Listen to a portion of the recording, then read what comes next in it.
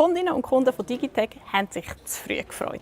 Der Onlineshop hat diese Woche eine mega teure Kamera inklusive Objektiv für nur 35 anstatt fast 1300 Franken verkauft. Die Leute haben gemeint, sie machen ein riesiges Schnäppchen. Und die Dinger sind natürlich innerhalb von wenigen Minuten ausverkauft gewesen. Es ist sogar schon ein Bestätigungsmail raus. Das Problem? Der Shop hat einen Fehler bei den Zahlen gemacht und die Bestellungen wieder storniert.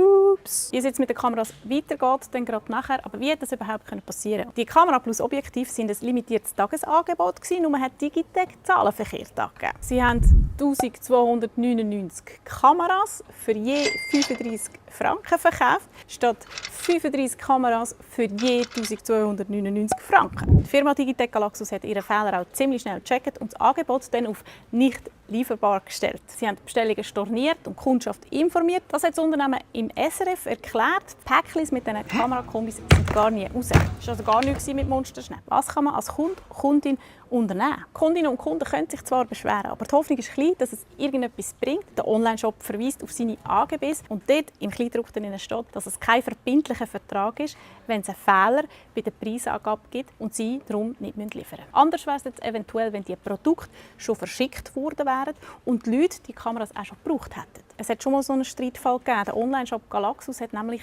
eine Skibrille für etwa 60 Franken anstatt für 300 Stutz verkauft. Im Nachhinein haben sie dann von der Kundschaft etwa 200 Stutz zurückverlangt, auch wegen einem Fehler bei der Preisangabe. Viele Leute haben aber die Skibrille dann schon gebraucht. In diesem Fall könnten sie auf dem ursprünglichen Preis beharren oder rechtlich gegen die Firma vorgehen. Das sagt die Stiftung für Konsumentenschutz. Beim jetzigen Fall mit der Kamera sagt Digitec, sie würden das Angebot zu einem späteren Zeitpunkt wiederholen.